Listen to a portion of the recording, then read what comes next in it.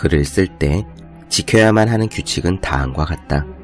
첫째, 글을 잘 쓰려면 많이 쓰는 게 제일이다. 둘째, 글을 잘 쓰려면 많이 쓰는 게 제일이다. 셋째, 글을 잘 쓰려면 많이 쓰는 게 제일이다. 넷째, 글을 많이 쓰려면 5분 정도 시간이 날 때마다 의자와 펜과 연필 혹은 컴퓨터가 보일 때마다 글을 쓰는 게 제일이다. 미국 동화작가 게일 카슨 레빌의 말입니다. 게일 카슨 레빌은 뉴베리상을 수상한 작가입니다.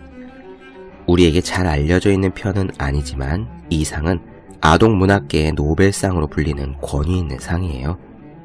원래 그림을 그리다가 뒤늦게 재미 붙인 글쓰기로 세상의 어린이들에게 꿈과 희망을 심어주고 있는 게일 카슨 레빈.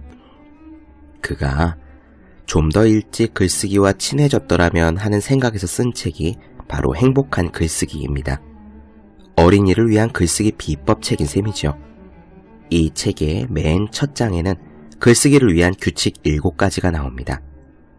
코미디 프로그램보다 유머러스하고 공사장 안전수칙보다 중요한 글쓰기 규칙의 첫째, 둘째, 셋째는 이것입니다. 많이 쓰는 게 제일이다. 공부도 마찬가지입니다. 세계 최고의 천재들이 한 자리에 모여 공부 비법 7가지 같은 것을 정한다면 첫째부터 셋째까지는 공부를 잘하려면 많이 하는 게 제일이다를 꼽지 않을까요? 여러분이 공부를 속이지 않으면 공부도 여러분의 삶을 속이지 않습니다. 우선은 공부량입니다. 공부를 잘하고 싶으면 일단 공부량부터 늘려야 합니다. 절대량이 부족한 사람에게는 100가지 비법도 소용이 없습니다. 365 공비타민 공부 비법 7가지의 한 대목으로 시작합니다.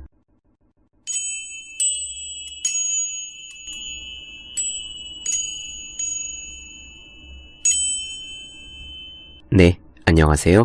본격 공부자극 팟캐스트 서울대는 어떻게 공부하는가 한지우입니다. 지난 시간까지 오랫동안 몰입과 공부하는 힘을 마치고요. 오늘 잠깐 쉬면서 다시 리추얼 한번 보도록 하겠습니다. 평범한 일상을 위대한 것으로 만든 리추얼의 힘. 오늘도 역시 이름만 대면 알만한 슈퍼스타들이 등장할 텐데요. 맨 처음에 나올 분은 뾰트르 일리치 차이코프스키입니다. 차이코프스키가 누군지는 더 이야기할 필요가 없겠죠. 러시아의 작곡가, 대표작으로 백조의 호수, 호두까기 인형 등이 있습니다. 이 차이코프스키가요, 자신의 창조성의 비결로 밝힌 것, 오늘 나누어 드릴 내용 중에서 주목할 만한 점은 2가지라고 생각이 돼요. 하나는 루틴, 두 번째는 산책입니다. 루틴이야 이 리추얼 내내 언급 중인 이야기이기 때문에 추가 설명을 하지 않겠습니다. 두 번째 비결은 산책입니다. 운동의 중요성이야 제가 계속 말씀드리니까 추가드릴 필요는 없지만요. 그런데 그냥 운동 효과로서의 산책 말고요. 창의적인 작업으로서의 산책 습관은 꽤 흔히 나오는 이야기예요. 산책을 취미로 삼는다라고 말하는 사람들이 꽤 많습니다. 스티븐 킹도 그랬고요. 칸트야 항상 똑같은 시간에 산책을 갔으니까 아마 역사상 가장 유명한 산책자일지도 모르겠고요. 종의 기원을 쓴 찰스 다윈도 마찬가지고 이 리추얼 책에서도 산책하는 분들의 이야기 제가 종종 말씀드렸습니다. 그럼 왜 그럴까요? 왜 이렇게 산책을 즐기는 창의적인 사람들이 많을까요? 제 생각에는 이 산책이 운동과 생각 2가지를 모두 잡을 수 있는 비결이기 때문일 것 같아요. 몰입편에서 그런 이야기 드렸지만요. 몰입도를 빨리 끌어올리는 방법 중에서 걸으면서 생각한다라는 게 있었잖아요. 몸을 움직이면서 살살 생각을 하면 더 생각이 잘 된다. 지금 이 창의적인 분들에게는 산책이 시간이 남아 돌아서 하는 킬링 타임이 아니라 황농무 선생님이 이야기한 슬로우 싱킹의 일종이었을 거라는 생각이 들어요. 산책을 하면서 계속 머릿속으로는 살살 생각을 하는 거죠. 저 같은 경우에는 직장을 다니면서 남는 시간에 팟캐스트를 하고 글을 쓰기 때문에 산책을 즐길 여유가 별로 없습니다.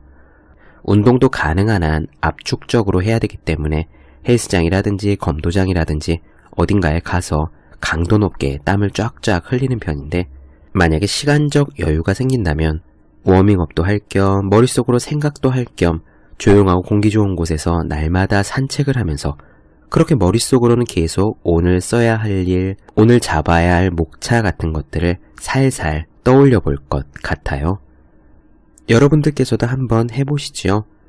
골목길이든 버스 안에서든 움직일 때 머릿속으로 살살 생각을 하다가 아이디어가 떠오르면, 목차가 잡히면, 어떻게 기획안을 써야 될지 감이 오면 그때부터는 앉아서 그걸로 작업을 하는 겁니다.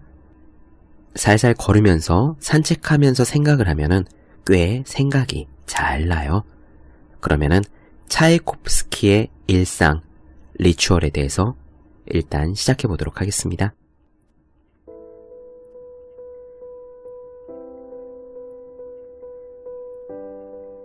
차이코프스키는 하루의 시간표를 작성하고 집에서 있을 때는 언제나 그 시간표에 따라 움직였다. 7시에서 8시 사이에 일어나 1시간가량 차를 마시고 담배를 피우며 성경책과 그의 동생 모데스트의 표현에 따르면 재미있으면서도 작업에 유익한 책을 읽었다. 그 후 차이코프스키는 그날의 첫 산책을 시작했는데 그건 45분을 넘지 않았다.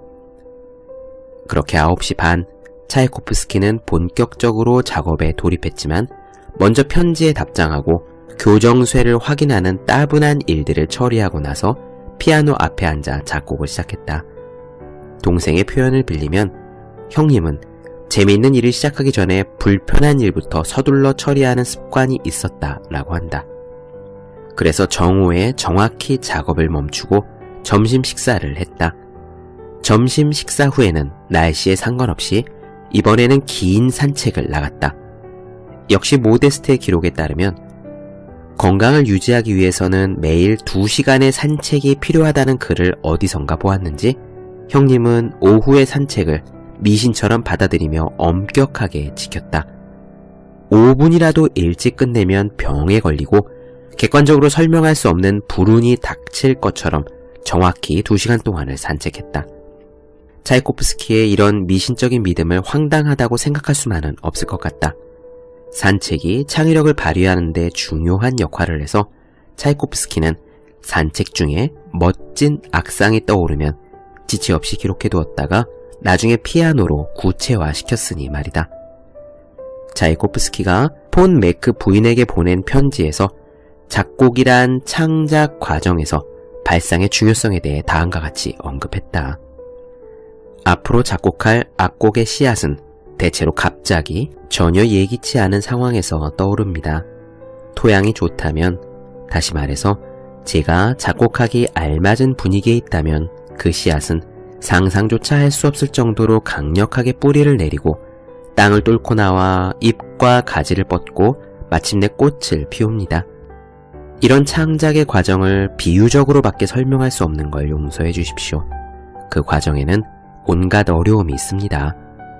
먼저 씨앗이 있어야 하고 그 씨앗이 호의적인 환경에 있어야 합니다. 또 이후의 모든 과정이 아주 자연스레 진행되어야 합니다. 어떤 핵심적인 발상이 떠오르고 그 발상이 구체적인 형태를 띠기 시작할 때 밀려오는 한없는 행복감과 환희를 어떻게 말로 표현할 수 있겠습니까? 산책을 끝내면 차이코프스키는 1시간가량 차를 마시며 신문이나 역사책을 읽었다. 그 후 오후 5시부터 2시간가량 다시 작업에 열중했다. 저녁 식사는 8시에 있었다. 저녁 식사를 끝내고 손님들이 있을 때는 그들과 어울려 카드놀이를 즐겼고 혼자일 때는 책을 읽거나 혼자서 카드놀이를 했다. 네, 조금 전에요. 차이코프스키가 창작의 과정을 비유할 수밖에 없다, 비유적으로밖에 표현할 수 없다라고 이야기한 부분이 나옵니다. 그럴 수밖에 없다는 것, 이제 여러분들께서도 이해하시죠? 몰입에서 우리는 암묵기억에 대한 이야기를 했습니다. 창의력이라든가 창작이라든가 창조성이라든가 이런 것들은 말로써 표현되는 것, 그러니까 외현 기억이 아니라 자기도 어떻게 설명할지 알 수 없는데 저절로 알고 있는 자전거 타기와도 같은 안목 기억과 관련이 있다라고 했죠. 그래서 차이코프스키도 악상이 어떻게 떠오르는지, 창작의 과정이 어떤 건지를 비유적으로밖에 설명할 수 없다라고 하는 겁니다. 차이코프스키는 두 가지를 얘기하네요. 씨앗이 있어야 하고 환경이 좋아야 한다라고 얘기해요. 씨앗은 발상이고 환경이라는 것은 그것을 구체화할 수 있는 작업 환경이라든가 알맞은 시간이라든가 아니면은 그야말로 노동 같은 것이 된다 생각하시면 됩니다. 창작의 과정은 원래 그런 겁니다. 발상이라는 건요, 그냥 아주 파편처럼 떠올라요. 딱 한 개 정도의 아이디어나 구절, 구성, 어떤 얄팍한 깨달음 같은 겁니다. 노래로 친다면은요, 핵심적인 후렴구 정도 될까요? 이런 것들이 갑자기 싹 떠올라요. 그 다음에는 앉아서 그렇게 얄팍하게 떠오른 하나의 아이디어, 구절, 구성, 깨달음 같은 것을 구체화시키는 긴 작업이 필요합니다. 이렇게 발상과 구체화 두 가지가 모두 필요한 것이 창작의 과정이죠. 저는 이런 글을 볼 때마다 조금 전에 차이코프스키가 비유한 창작의 과정 같은 것을 볼 때마다 저런 위인들이나 저 같은 사람이나 작업 방식은 똑같다는 것에 신기함을 느끼기도 하고 위안을 느끼기도 해요. 내가 잘하고 있는 거구나. 내가 이렇게 작업하는 게 맞는 길이구나 하고 말이죠. 어느 한순간에 떠오르는 작은 발상, 그리고 그것을 실제로 구현하기 위한 오랜 기간의 노동. 둘 중 어느 한 가지가 없어도 창작의 과정은 온전히 일어날 수 없습니다. 다음 분 이어가 볼까요? 이번에는요, 건축의 거장입니다. 프랭크 로이드 라이트예요. 워낙 유명한 분이니까 인터넷에서 프랭크 로이드 라이트라고 쳐보시면은 건축 작품들이 많이 뜰 겁니다. 이분이 건축계에서 얼마나 대단한 분인지 한 가지만 언급드리면요, 이분이 디자인한 숫자는 다른 어느 건축가보다도 많다고 하는데 무려 1141점이나 된다고 합니다. 그 중에서 실제 건축으로 이어진 것이 532점, 건축물 중에서 현존하는 것이 약 400점, 그리고 이 중에서 무려 3분의 1 이상이 사적으로 등록이 되었다네요. 왜 향토 문화재 같은 거 있잖아요. 그렇게 프랭크 로이드 라이트의 작품은 하나하나가 퀄리티가 매우 높았던 겁니다. 이 라이트의 일상에 대해서 여러분들이 들으시면은요, 정말 몰입 내용이 떠오르실 거예요. 프랭크 로이드 라이트는 정말로 머릿속으로 일을 했습니다. 다른 사람들이 보기에는 일하는 것처럼 보이지 않지만 그의 머릿속에서는 계속 쉬지 않고 이 일이 이어지고 있었죠. 그럼 이어가 보겠습니다. 미국의 위대한 건축가 프랭크 로이드 라이트를 옆에서 지켜본 친구는 그가 잡다한 일을 하며 하루를 분주하게 보내는 것 같았지만 실제로는 건축물을 설계하는데 몰두해 있었다고 말했다. 라이트가 제도판에서 작업하는 모습은 거의 눈에 띄지 않았다. 때문에 친구는 라이트가 언제 아이디어를 떠올리고 건축물을 설계하는지 알고 싶었다. 라이트는 친구의 질문에 이렇게 대답했다. 나는 아침 4시부터 아침 7시까지 작업을 하네. 나는 머리를 베기에 대면 곧바로 잠들어. 그러면 새벽 4시쯤 눈이 뜨고 잠이 오질 않아. 하지만 정신은 맑아서 일어나자마자 곧장 일어나 서너 시간을 작업하지. 그 후 다시 침대에 누워 잠깐 눈을 붙여. 이렇게 대답한 라이트는 오후에도 얇은 쿠션을 덧댄 나무 의자에 누워 심지어 콘크리트 선반 같은 데도 누워 낮잠을 잤다. 라이트는 그렇게 불편한 곳에서 자야 금방 일어나게 된다고 말했다. 라이트가 설계하는 모습이 거의 눈에 띄지 않았던 또 다른 이유는 프로젝트 전체를 머릿속으로 완전히 계획할 때까지 건물의 형태조차 스케치하지 않았기 때문이다. 게다가 중요한 고객과 회의를 하기 직전까지 설계도를 미루는 습관 때문에 동료들을 안절부절 못하게 만들기도 했다. 20세기 최고의 미국 건축물로 선정된 폴링 워터의 경우 2시간 후로 약속된 회의를 위해 출발하겠다는 고객의 전화를 받은 후에야 설계도를 그리기 시작했다. 동료와 가족의 증언에 따르면 라이트는 어떤 경우에도 서두르거나 허둥대지 않았고 조금도 고갈되지 않는 창조적 에너지를 지닌 듯 했다. 네, 어떻습니까? 몰입에서 나온 이야기 고스란히 보이지 않나요? 다른 사람들이 보기에 언제 아이디어를 떠올리는지 알 수 없다는 거. 그러니까 머릿속으로 혼자 작업을 한다는 이야기죠. 아침에 새벽 4시에 눈을 뜨자마자 바로 일어나서 작업을 할 수 있다는 거.